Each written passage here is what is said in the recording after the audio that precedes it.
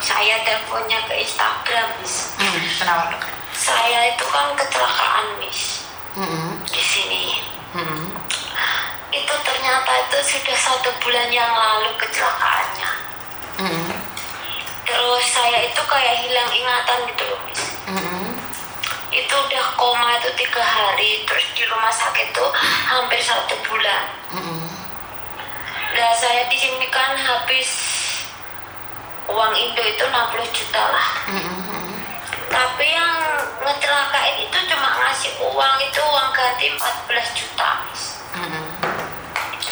Terus yang saya minta saran dari Miss itu gimana caranya saya bisa memberi kabar kepada KBRI.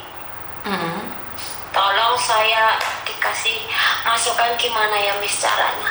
Oke. Nah, Miss Yuni ini sekarang lagi live di YouTube maupun di Facebook. Iya. Miss Yuni mau nanya, kamu dari mana? Ini telepon dari mana? Ini dari Cina. Dari Cina. Iya. Oke, kamu sempat sampai koma. Iya. Terus siapa yang ambil video kamu itu? Itu teman saya. Saya itu ada teman juga dari Indo, tapi dianya kabur, Miss. Lah kenapa kabur? Karena statusnya di sini dia kosongan kan, Miss, semuanya. Kamu? Kan sama, Miss. Kosongan juga. Kamu juga kosongan. Posisi Iya, di Cina. kan karena di sini nggak ada visa untuk kerja itu nggak ada, Miss. Terus bagaimana kamu bisa ke Cina, sayang? Saya dulu itu kerja di Hongkong, Miss. Oke, kerja di Hongkong. Terus kenapa sampai di Cina? Terus masuk Cina karena ada teman yang maksudnya adalah salah satu sponsor yang masih tahu kalau ke Cina itu begini-begini. Terus akhirnya kita juga ikut lah. Terus? Kita dari Hongkong masuk ke Cina gitu loh, Miss. Oke, terus berapa lama kamu nih? Kayaknya saya kalau nggak lupa itu 2019 bulan 10 kalau nggak salah masuk itu. Oke, jadi kamu ke Cina? Iya. Oke, terus? Terus habis itu kita kerjanya di Shenzhen situ, Miss. Terus? Majikannya orang Hongkong juga. Dia ada 2 lah. Intinya punya rumah di Shenzhen juga, terus punya rumah di Hongkong juga. Waktu itu kan kayaknya ada virus yang Indonesia. Waktu tahun itu dianya nggak bisa pulang ke Hongkong, akhirnya kita di situ terus. Terus akhirnya saya pindah lagi lah ke daerah agak ke bawah, maksudnya di Guangdong situ. Terus habis itu kemarin itu aku kerja di Shanghai, Miss. Kerja di Shanghai? Iya, kayaknya aku kerja di Shanghai itu mau liburan gitu ya.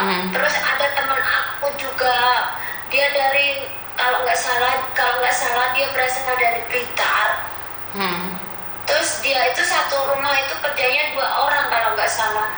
Yang satu udah dibawa Pak D, dibawa polisi, dipulangin lah. Ya itu kayak gitu. Terus kitanya itu kan habis makan aku kecelakaan, Miss. Aku itu kan rencananya dari Shanghai itu mau pindah majikan, mau liburan gitulah, Miss, mau pindah majikan. Terus aku kecelakaan, Miss. Koma itu kalau nggak salah ya, cerita dari teman aku yang kutanya ya, orang sini yang kutanya itu aku koma itu 3 hari. Terus aku di rumah sakit kayaknya udah ada hampir 1 bulan. Itu pun aku ini pikiranku masih kayak linglung lah, Miss. Kalau pikir panjang itu aku itu sakit, kepalaku rasanya mengingat-ingat tuh ya pusing. Aku tanya ke orang asli sini gimana, maksudnya yang nolongin aku itu gimana, dia cerita semuanya. Terus foto yang kemarin aku kirim itu, Miss, itu kan itu kayak ronsen kepala kayak apa itu. Terus temanku yang orang Blitar itu dia melarikan diri, Miss. Kenapa melarikan diri? Karena dulu itu di Shenzhen dia kerja kan.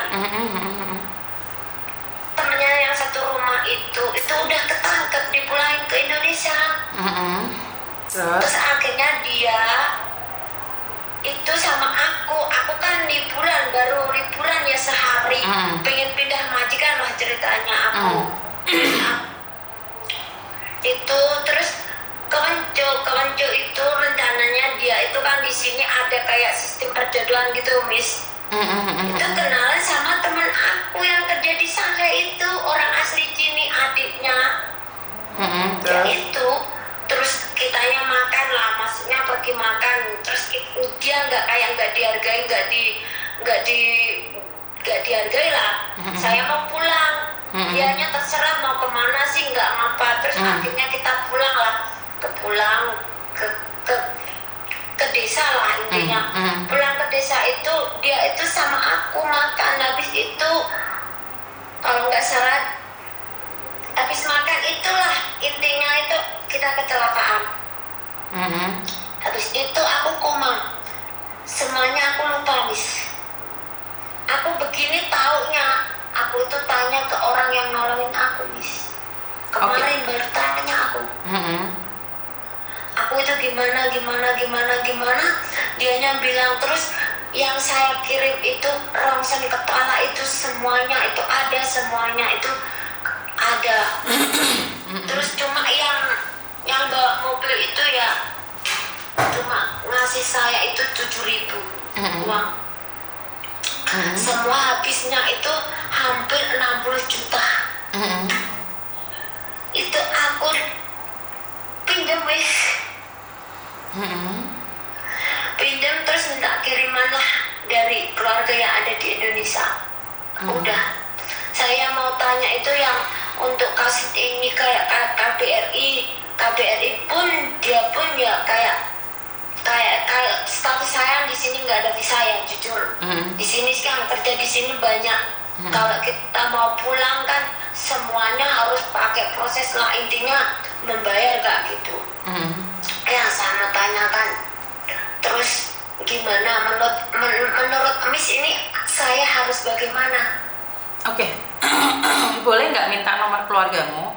Saya konfirmasi dulu dengan keluargamu juga. Saya akan menanyakan keluargamu juga. Jadi setidak-tidaknya nih mereka harus juga tahu atau melaporkan kemana dan seperti apa. Kamu orang mana? Saya aslinya orang Nganjuk, Jawa Timur. Terus saya juga ada rumah di Kediri tapi dikontrakin, Miss. Oke. Jadi keluargamu orang mana? Aslinya ibuku di Nganjuk. Oke. Jadi kalau mencari siapa?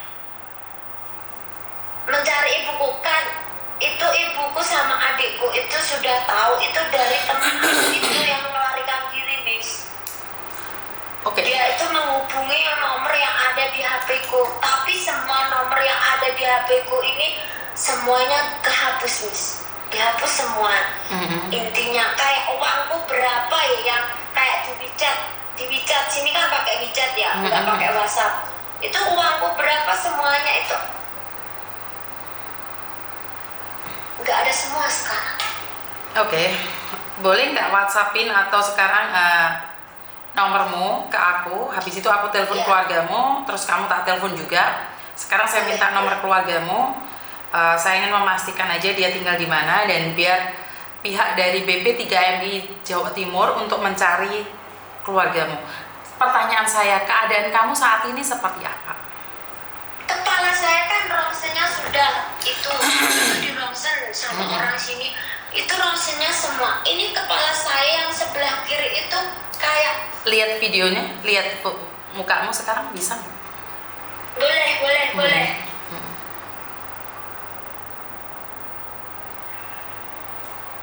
Oke.